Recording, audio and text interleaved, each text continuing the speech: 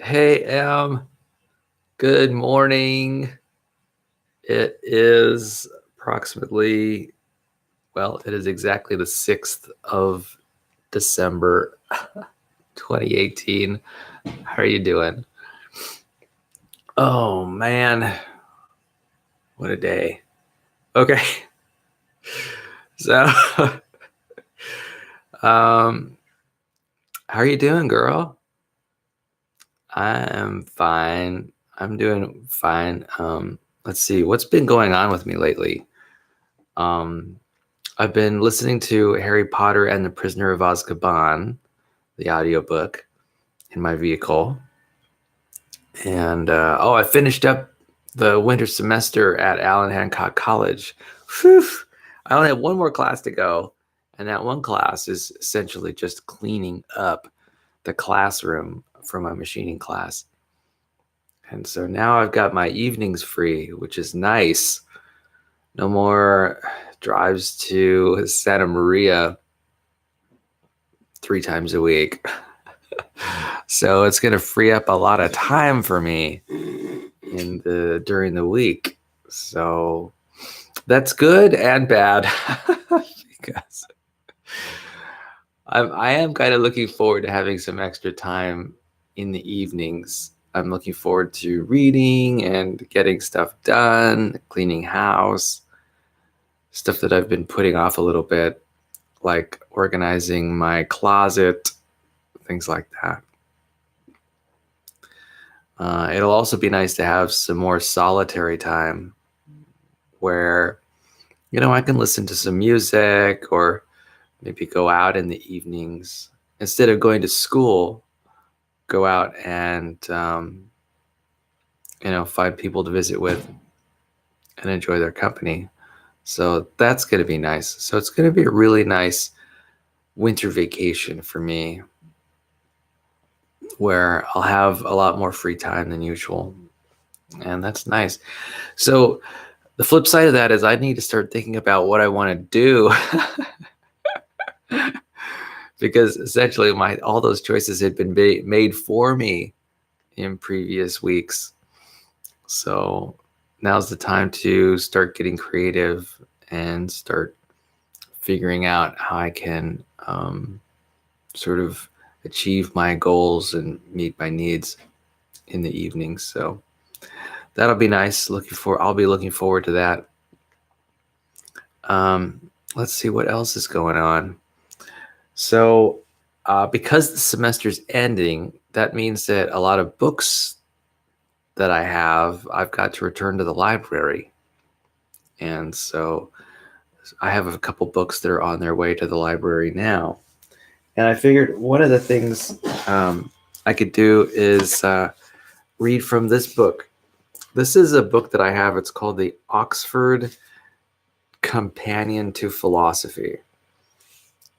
And let me tell you, this is an amazing book. Let's see, when was it published? Always curious about that factoid. Looks like this one was published 1995. So from a philosophical standpoint, when it comes to philosophy, that's relatively recent. That was just like yesterday. If you take into consideration the whole span of philosophical history.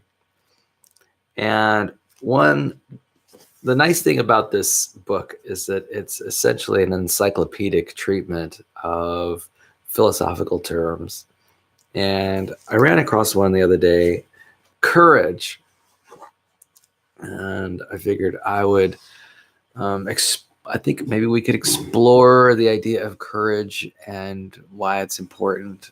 And I know that I see courage in people all the time. It's one of the primary virtues, for some reason, that catches my eye. Courage is something that I pay attention to in the people who I know. It's one of the virtues that I admire the most in people. And I'm often quite curious about why it seems to be the focus of my attention.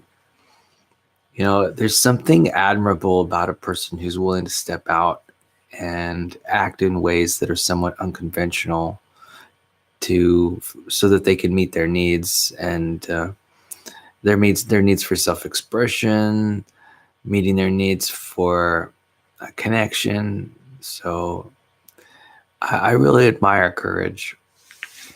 Let's see what the Oxford Companion to Philosophy has to say about courage, at least from a philosophical standpoint. So that's the frame that we're looking at courage through. A virtue indispensable to the good life, a readiness to persist in a valued project, despite risk of harm, injury, death, censure, or loss of personal standing. Given the nature of the human life world, few worthwhile enterprises are possible for those who will take no avoidable risks. Such a policy would entail at the everyday level, no parenthood, little travel, few ventures in work or play, and in extreme situations, to standing up to tyranny, no speaking out against injustice. For an act to be courageous, as distinct from reckless, or stubborn, or obstinate, the risks must be reasonable in relation to the goal, and the goal itself soundly appraised.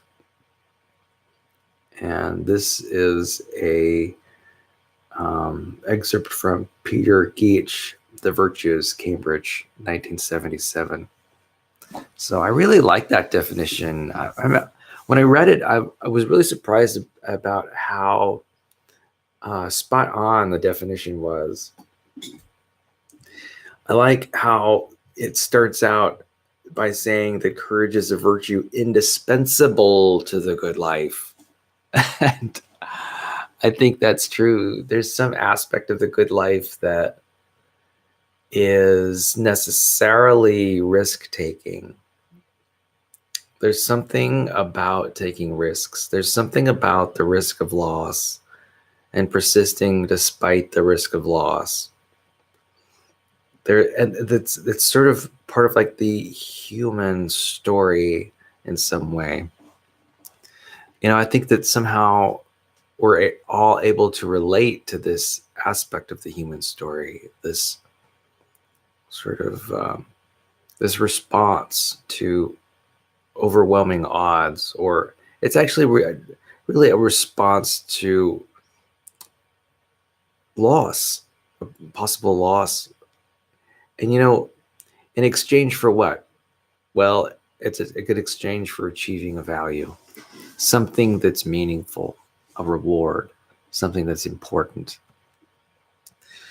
In a way, it's kind of like there's like a balance beam where you're balancing what it is you want to achieve, to gain, to keep, compared to what you might lose, right?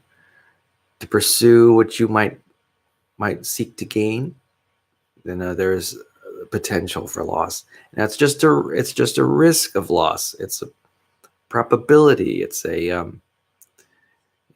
people who've taken, these are people who decide to take calculated risks, and loss doesn't occur every time.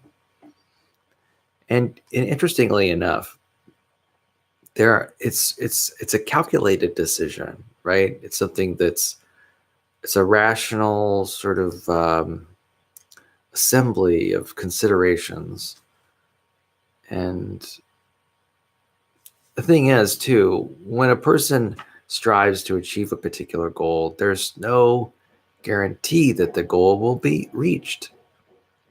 So in a way, it's a calculated risk for a calculated benefit.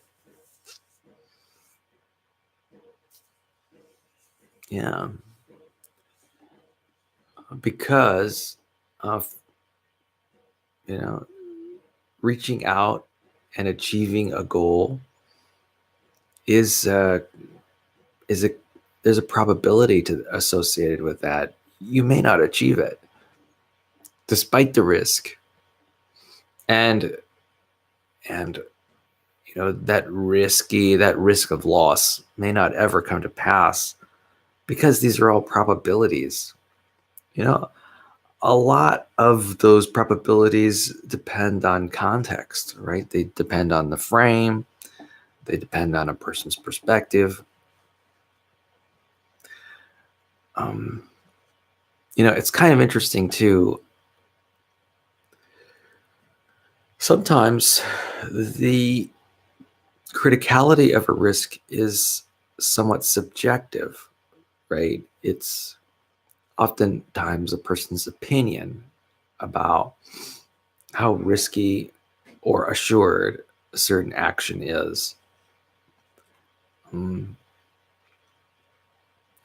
So, there is some perspective that goes, some judgment, some personal subjective judgment that goes into this evaluation.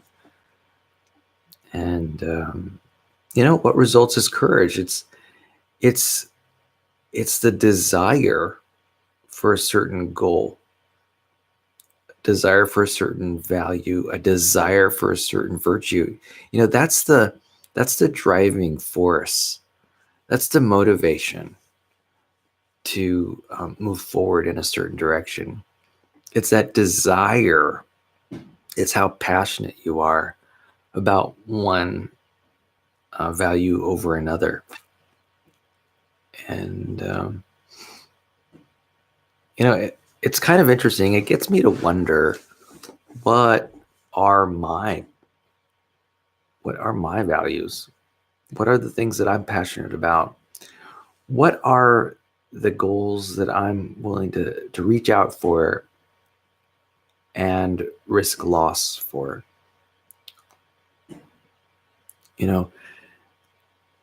You'd think it'd be relatively easy to sort of ascertain this. And, maybe it is. I think I'd like to take some time out and focus on those things about which I'd be willing to be courageous. There are other aspects of this definition too. I like how it broke out the different kinds of risks. Number one, there's risk of harm, right? Risk of injury, risk of death,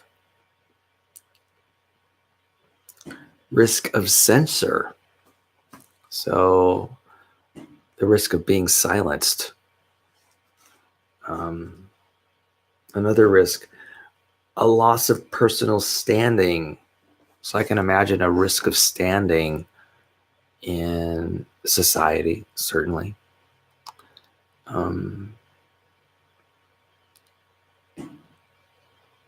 People are admired by other people, unless they aren't.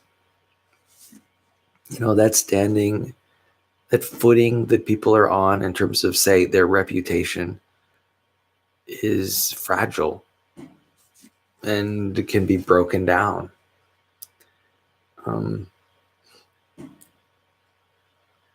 This is interesting too. It says, given the nature of the human life world. Now, the human life world is not a phrase that I'm familiar with. Few worthwhile enterprises are possible for those who will take no avoidable risks. Such a policy would entail at the everyday level no parenthood. So, it is kind of a risk to pursue parenthood. There's a risk of loss of your economic resources, certainly, a loss of your time. There's parenthood has its challenges. The loss of your temper. It's definitely a choice. It talks about little travel. Traveling, that takes risks. Travel is risky. And every time you hop in a vehicle like a car or an airplane or a boat, there's a risk of an accident happening. It's less risky to stay home. Few ventures in work or play. So, That is talking about opportunities, opportunities for work, opportunities for play. And without courage, you do have fewer risks. But then there's also another distinction they talk about. They talk about for an act to be courageous is distinct from reckless or stubborn or obstinate. The risks must be reasonable in relation to the goal. So, there's an aspect of recklessness too. I wonder how that sort of connects to the problem, to describing courage, sort of the recklessness. I mean, what does it mean to be courageous and to be so courageous that you're reckless? Well, it must mean the loss of some other virtues that are deemed valuable and important to the exclusion of, that is sort of a dogged pursuit of one value or virtue over other cherished values and virtues. And one maybe such a dogged, passionate pursuit that one, even though if one achieves, say, one virtue, one might separate oneself from another virtue that's almost as loved. So fascinating stuff. There's a lot to say about courage. Anyway, I like that book. For some reason, one of the things I like about this book is just how freaking big it is. It's huge. I love that it's about philosophy, and I love that it's freaking big. And I love that it's got a lot of deep thoughts in it. And I also love that it's the Oxford Companion. That's awesome. So I'm definitely thinking of spending more time in this book, thinking and perusing the ideas in it. And I think that might be a lot of fun. So I was thinking that maybe we could finish off these questions in my ebook. We could have our Q&A period. There are only 500 questions in this book, and we're about to finish all 500, which is pretty funny. So let's move on to the next one.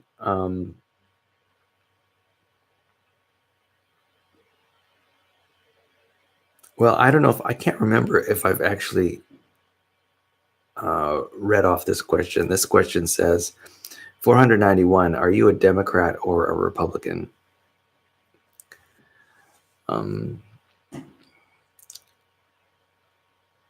Well, that is actually a fairly deep question for me. First of all, what I think is funny is that there's this false dichotomy, I think, that's presented in that question. And this whole idea of Democrat or Republicanism. If you've taken a moment to examine the tenets of each of those positions, you'll recognize that they are somewhat, inherently contradictory. I think if I were anything, I'd probably describe myself as a libertarian. That would be sort of a more true to heart answer to that question. Now, practically, I think I'm more of a Democrat, but only because, not because sort of the philosophical tenets or anything like that of democratic thinking, but mostly just from a practical consideration. Just from wanting politics to be somewhat less, I'd like it to be more peaceful, really. But I guess that's asking a little bit too much. Let's see. I think I'm more of a libertarian. But here's the thing. It doesn't, these words almost make no sense to me because, and these positions make no sense to me because I'm more interested in the well-being of society and the well-being of humankind and mankind. And believe it or not, being a person who's an advocate for humankind on the planet can't necessarily distill their political philosophy under a label like Democrat or Republican. So if you sort of get what I'm meaning, it's almost reductionist and disingenuous to even use those words, Democratic and Republican, especially when you're interested in the well-being of society at heart. You know, there are assumptions that are there are many assumptions when you use those words. They're very loaded, particularly in our political atmosphere. And I think people prejudge others when they use them in casual conversation. Personally, I tend not to use those labels,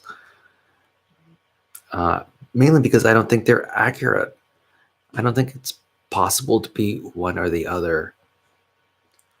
You know, I think, yeah. Anyway, I don't care for those labels, and I hope for a time in the future when those labels are used less and less. They just happen to be used now, in fact, as judgments, as parts of rhetorical speech. You know, it's not. I think they've almost ceased to have meaning, or if they do have meaning today, the meaning is so simplistic as to be almost embarrassing. So anyway, question number 492, have you ever gotten burned? Well, yeah, of course I've had burns. I've had sunburns. I've burnt myself with fire and I burnt myself on a toaster about 2 weeks ago.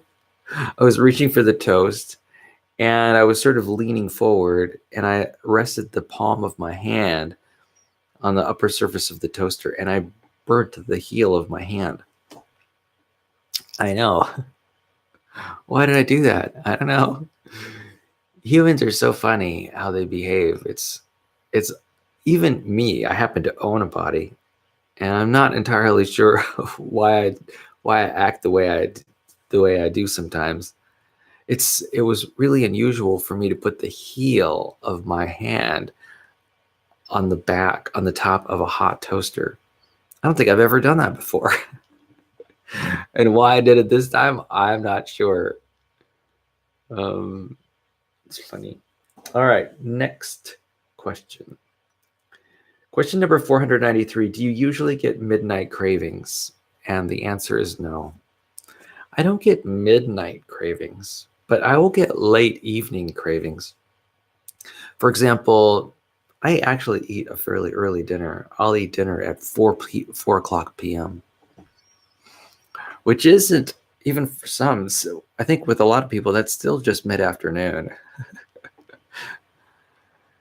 And so, yeah, 4 or 5 hours later, when it's 8 or 9 o'clock p.m., or even 10 o'clock p.m., like 6 hours later, sometimes I do get a little craving for some extra food.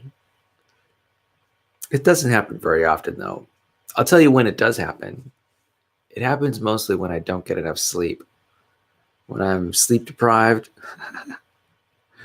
I tend to get hungry more easily. Let's see, what else is going on? What's the next question? Question number 494, do you generally eat a lot? So I have the capacity to do huge amounts of eating, to eat like there's no tomorrow. I'm so skilled at overeating. It's amazing. I could teach a class in it. But I consciously choose not to overeat. it's a real choice that I'm committed to, and it's really it's how I maintain my weight. So do I generally eat a lot? The answer is no. It's part of maintaining my health. It's part of a self-care routine that I've developed over the years. No, I don't usually eat a lot. Next question. Question number 495. Are you a picky person in general? So that is definitely not true. I am not picky. I'm not picky. And, I'm kind of laid back, easy to get along with, and I'm not picky. Now, that's not to say that I don't have, say, an incisive mind where I notice differences in approach. I don't think of myself as picky. Next question. But I can definitely recognize differences and distinctions.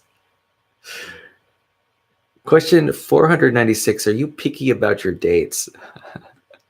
I'm not. I am willing to spend time in a social group anytime. And for me, it's the more the merrier.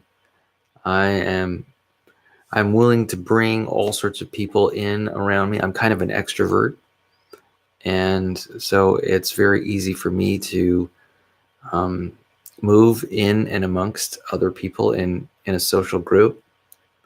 And so I'm not necessarily picky about dates or anything like that, or friends or social group. I mean, I am picky about friends that I keep, but not about just in general the people who I have conversations with and have discussions with, and people who I hang out with. I guess that is kind of I'm making a distinction here. It's a subtle one. I do have a close circle of friends, and I'm very picky about who stays in my close circle. But I also very regularly sort of circulate outside that circle, and I'm very much willing to let others sort of come around and hang out. I'm kind of like an inclusive person. I'm an advocate of inclusivity, and because of that, I'm willing to let all sorts of folks in my circles. It's just who I am. It's just my personality. Question number 497. Would you ever show your face on a YouTube video? Yes, I would. Next question. Question number 498. Do you ever bite your nails? So when I was a young boy, like 5, 6, 7, 8, 9, 10 years old, I used to bite my fingernails. I don't bite my fingernails anymore. Now, occasionally, and I mean very occasionally, I might bite my fingernail if there was no other implement around to help hone my cuticle or hone my fingernails. If I had no other tools around, I might very well use my mouth to do it, but that's not something I do regularly. It's probably not something I do even once a month. Yeah. So it's very infrequent. So my fingernails look good because mainly I use tools to maintain their appearance and not my teeth. Next question. Question number 499. Did you ever feel peer pressured about anything? Okay, so here's the thing about peer pressure and being a social animal, being a human being. It's everywhere, present all the time. In fact, all my behavior, nearly 100% of it, is a function of social pressure in one way or another. Um, yeah, it's essentially training, conditioning by our social environment. So I don't really make a distinction about what is peer pressure and what isn't, because for me, peer pressure is everywhere and is continual in its effect. So, yes, to answer the question directly, did you ever feel peer pressured about anything? Absolutely. I feel there's peer pressure about everything, and part of that reason really just has to do with social conditioning. I talked about courage earlier. Um, a lot of courage has to do with social pressure and how to act to ways to meet your needs and not lose social standing. It's just the case. And you know what? I think of human society today as really just coming out of the Victorian era. you know, we're still babes. We're still just children who are learning and growing. And our society really hasn't advanced as much as I'd like it to. I could imagine, the Industrial Revolution, and I keep coming back to this Industrial Revolution. We've only really made a lot of progress, say, in the last 150 years. And that's in terms of the human scale, the human time frame. 150 years is not that long. Really, people are not that much different than they were 100 years ago or 200 years ago or even 400 years ago. There's so many things that are so similar. I mean, I spoke just a moment ago, just yesterday actually, about cosmetics. You know, people still use cosmetics and the meanings still hold true. And these are meanings that have been conveyed through time over the last 6,000 years. And things like the color of your fingernails, the color of your blush, the color of lipstick, that color red. There were princes and princesses in Egypt like Nefertiti who used the same color lipstick that women do today. I mean, the culture hasn't changed that much.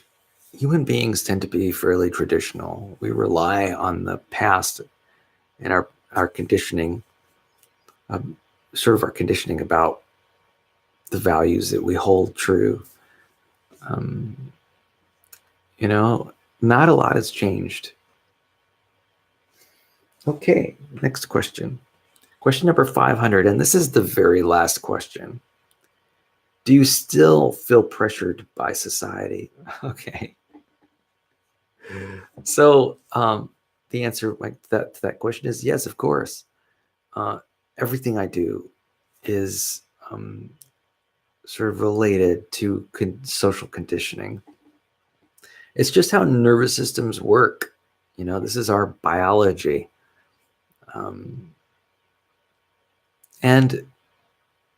it's our opinions about the world and our opinions about ourselves are shaped by this social conditioning. And it has an effect that's significant. Yeah. So, wow, that's pretty amazing. I've gone through exactly 500 questions. you know, I think I've got another book that's got even more questions than 500. Let me see if I can find it. Oh, here it is. This book has 1,001 questions. Let's start with that one. Let me tell you something about these questions. I actually really like them. And there are a lot of reasons I like them. First of all, it's about self-exploration. I'm a person who really enjoys personal growth, personal development, and a lot of personal growth and personal development revolves around your narrative. It revolves around how you tell your story. And any kind of question and answer period can help a person develop their story in one way or another. And so there's benefit, there's value. I've got the feeling sometimes that when I have a conversation with someone, what they appreciate about me is sometimes the questions that I pose to them. There's something about me honoring them when I choose a good question for them to answer. I think people like answering questions in general. Just look at the popularity of games like Trivial Pursuit. And I think people feel privileged when they're confronted by another with an interesting question. I think they feel valued. They feel special. So in fact, when I'm with other people, I strive to ask the questions that are meaningful to them. Because it's a way that I choose to honor others. And I choose to honor them with my questions because, it's effective. I think people appreciate it. That's why people don't like small talk, I think, in large part. It's because it deals with questions that are not that interesting. What's the weather like? What did your sports team do? People are fine answering and asking those kind of questions, but really the kind of questions people really want to answer in their relationships, particularly in their close relationships, are questions like, what gives meaning to your life? What are you passionate about? What are you devoting energy to right now? People like to hear those questions, and they like to respond and answer those questions because it helps them develop. Okay, so let's start with this one. Question number 1. Do you squeeze the toothpaste tube or roll it? What's the advantage of your method? Okay, so I am a toothpaste squeezer. I will squeeze the toothpaste, and the only goal is to just get more toothpaste out of the tube. I am not a roller. Now, I totally agree that rolling is probably a better approach. I have a feeling that how I squeeze the toothpaste has just been a habit that probably I started and developed since I was a very young boy. So I have, on various occasions in my life, attempted to roll the tube of toothpaste and use various gadgets to make that happen. And I just have not been very successful in making that habit stick. It's just always so much easier to grab the toothpaste tube from the center and then just squeeze. Squeeze to get the toothpaste out. It's definitely a low effort answer to the problem about how to get toothpaste out of a tube. It's funny.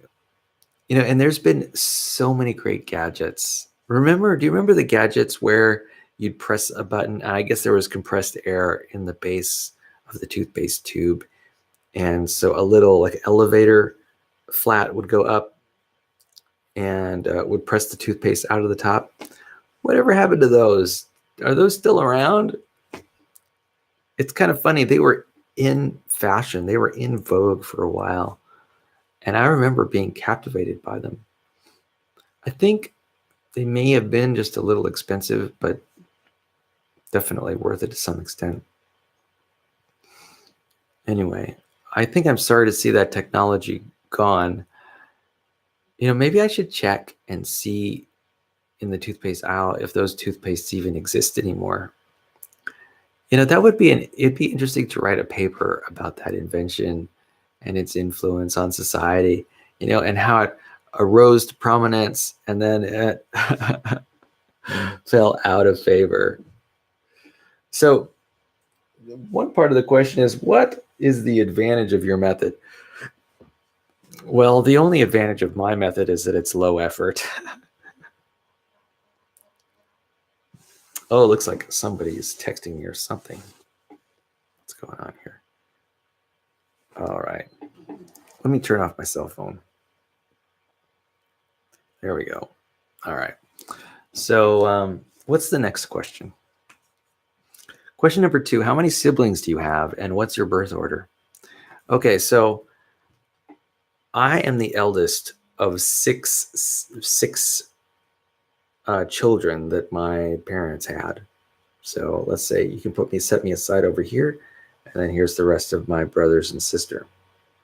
Now, one died. His name was Carlo, and he died of leukemia when he was 6 years old. And then comes my brother Enrico, and then my younger brother Marcos, and then my sister Barbriana, and then my youngest brother Angelo. So that's them. So their names, their full names. My full name is Miguel Angelo Trujillo, and the one who died of cancer, his name was Carlo Valentin Trujillo. And then the next oldest brother, or my next younger brother, is Enrico Lorenzo Trujillo, and then Marcos Andreas Trujillo, and then Barbriana Sofia Trujillo, and then the youngest one is Angelo Trujillo. Angelo is the only one that doesn't have a middle name. Isn't that interesting? Everyone in my family has a middle name, but Angelo, it's just Angelo Trujillo. And isn't that kind of interesting? I have a feeling that my parents were not getting along very well at that time in their marriage. And that's the reason for the discrepancy. That's the reason why Angelo doesn't have a middle name. I guess I'd have to ask my parents why Angelo doesn't have a middle name. All right, next question. Oh, so that was our birth order too. So question number 3, what's something you've won and how did you win it? Okay, so recently I won a medal, a silver medal, in the Santa's Chase Toys for Tots 5K run at River Park just last Saturday. And that was a medal that I won because I ran fast. I beat Santa Claus as we ran around the trail at River Park. And that means that there was a person who was dressed up as Santa Claus, and I outran him, though he could easily outrun me. He was moving pretty fast. He slowed down, because he was in costume. He was slowing down around the kids and things like that and talking to them. And so that's pretty much the only reason I was able to beat him during the 5K race. Boy, I'm surprised. I'm actually feeling a little bit tired today. Okay, next question. Question number 4. What's one of your nicknames and what do you prefer to be called? So in yesterday's video, I did talk about nicknames. I had 2 main nicknames, Mixter and Bun Boy. One of them, Bun Boy, only lasted for about a week or 2. But Mixter has been ongoing for a long number of years, but there's only 1 or maybe 2 people who are even familiar with the name. So nobody really calls me either of those names today, and I'm fine with that. Most people call me Miguel, and that's the name that I prefer to go by. Although I will answer to almost any variation. variation of Miguel, including English variations like Michael. Next question. Question number 5. What's something your parents used to say to you as a child that you promised yourself would never say, but now you catch yourself saying all the time? That is a really specific question. And I'm not sure I have a good answer for you. There's nothing that springs to mind about what they would say that I didn't care for, but now that I say all the time. Yeah, I can't think of anything. Next question. Question number 6. What's something you intended to do today but didn't, and why not? Okay. Well, what did I intend to do today but didn't, and why? Well, today just started. It's still early in the morning on the 6th of December. I kind of woke up a little bit early this morning. I woke up at 3 a.m. I usually wake up at 5 a.m. So I've got about 2 hours less sleep than usual. And so, yeah, I intended to fall asleep a little bit, be asleep a little bit longer, but I just wasn't in the cards. So why? That's actually a really good question. I think I was thirsty. I'm not sure why I woke up at 3. Next question. Question number 7. Using only one word per person, what was your first impression of each person? What was your first impression of each person present with you now? Okay. So here's the thing. There's no other person present with me now, but Emily, I'll use you as an example. Using only one word per person, what was your first impression of each person present with you now? Okay, so my first impression. Well, my very first impression of you, Emily, was the day when you were born. And I remember that day very distinctly. And I can remember the time that I first saw you for the first time. When I saw you for the very first time, oh my goodness, is when I cut your umbilical cord. Yes, I cut your umbilical cord. What was the first thing?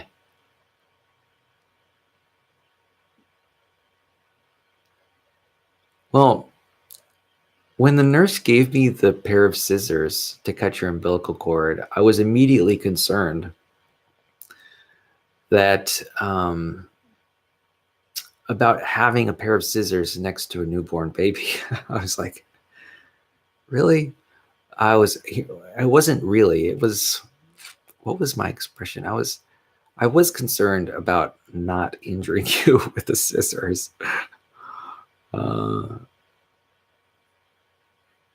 But I did cut your umbilical cord.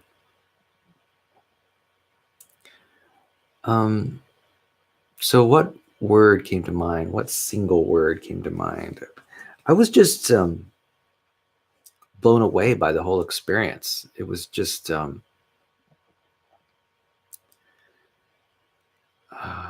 word would I might have used? Well, my first impression. Well, here's the thing. It was one of care. It was one of extreme care. That's my first impression. It was a desire to do the right thing. I think that was the first impression. Now, later on, maybe about 30 minutes later, I went to visit you in the it's like the baby center where they have you in the I guess in the plastic containers. I forget what they call that baby center where children are sort of sitting, they're sort of laying in this room, and there's an observation window for parents. And I remember sort of the nurse beckoning me inside, and I saw you for the first time. And this is even before your mom. I don't know. I think maybe your mom and I saw you at the same time. I think I have the impression that I may have seen you at the very, very first time once you exited the womb. And then I got a better eyeful of you when you were, you know, just laying in that baby care center. I think I was just blown away by the whole experience. It was just one of just amazement. I was feeling amazed. That was my first impression. Wow.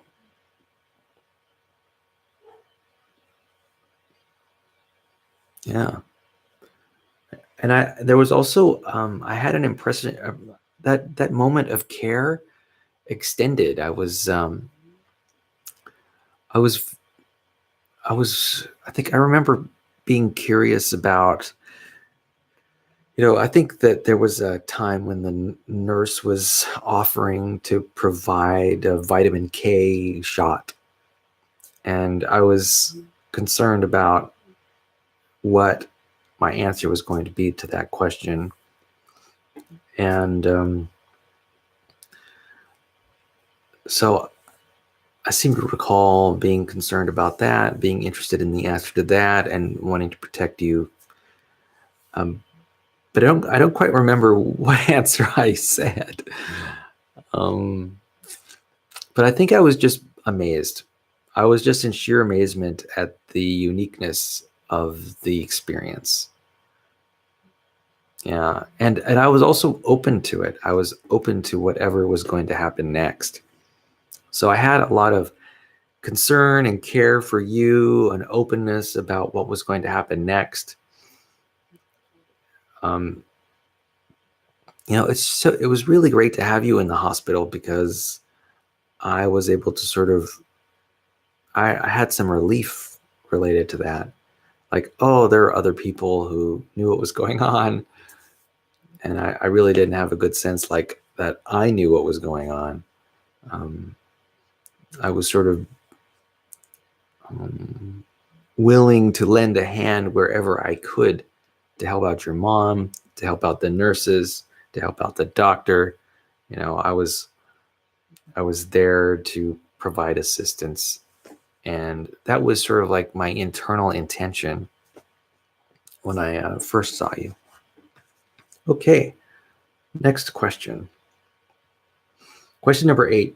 What's something that people do in traffic that really bothers you? Huh, that's interesting. What is something that people do in traffic that really bothers me? So here's the thing. I'm not a road rager type driver. In fact, my focus is on trying to drive as safely as possible. So, and here's the thing. I basically don't get upset when I drive. Like, I'm not upset at other people when they do weird, wild stuff. Like, I might be a little bit upset if it's particularly irresponsible, but I don't, my expressions are typically one of discomfort or questioning, at the extreme. I'm just lucky that I'm alive when I drive and I'm successful in reaching my goal. For me, it's like a palatable relief if I survive some weird, wild maneuverings of the drivers on either side of me. But the question is, what's something that people do in traffic that really bothers me? So I'll give you a few things that bug me a little bit.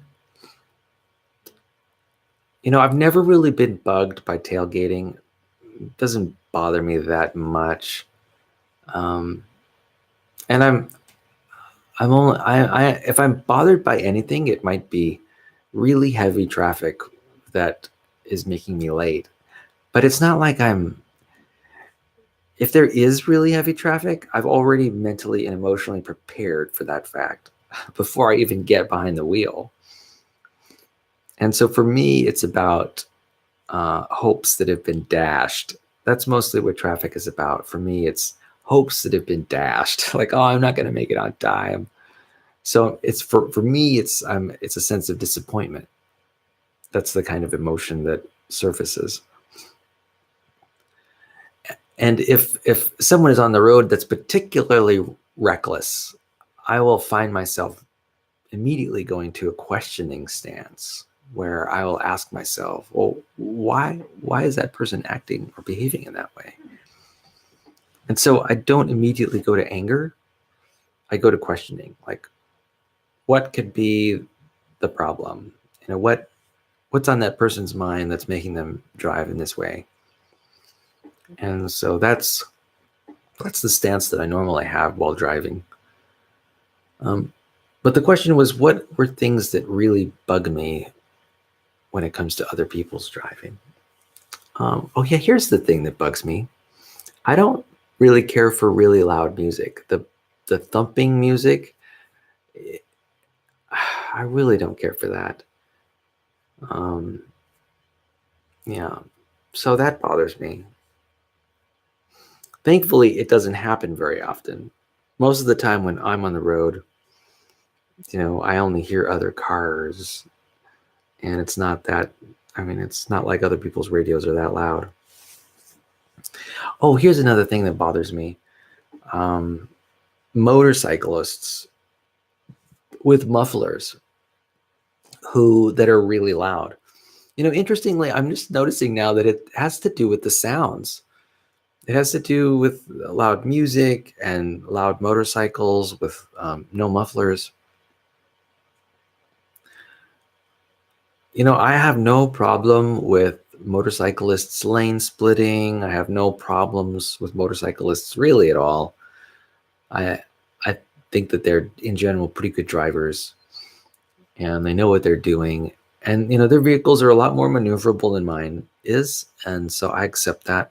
And I'm willing to give them the freedom of the road. So I'm really not concerned about motorcyclists at all, except for sometimes they're really loud noises. Yeah. Let's see, what other things about am I bothered about other drivers on the road? Well, here's something I really don't like, and that is just reckless behavior, outright reckless behavior. That's something I don't care for at all.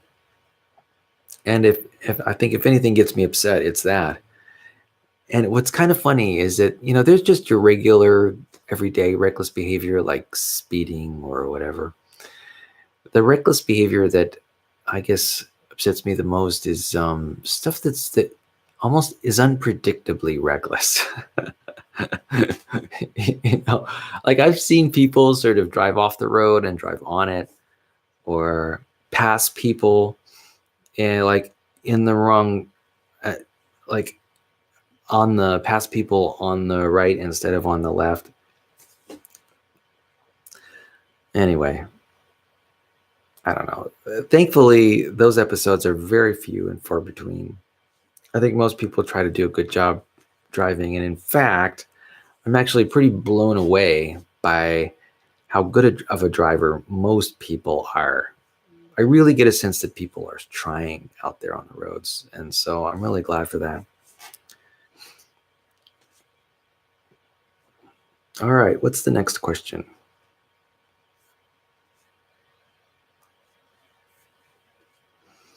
All right. Question number 9. Who is the closest friend you've ever had, and describe that relationship? Boy, that's a really interesting question. The closest friend I've ever had. What's kind of funny about that question is how subjective it is. The closest friend I've ever had. is entirely my opinion, right? For me, it's about my opinion. It's about my beliefs, and it's actually less about other people's actions. It's less about my actions. It's sort of more it's sort of a perspective that I have about my relationships in the past. That's a good question. In some ways, Em, my relationship with you is the closest relationship I have, which is really funny because at the same time, it's also one of the most disconnected and separated relationships that I have. Isn't that funny? I would say that my relationship with you is the closest one that I have. Isn't that funny?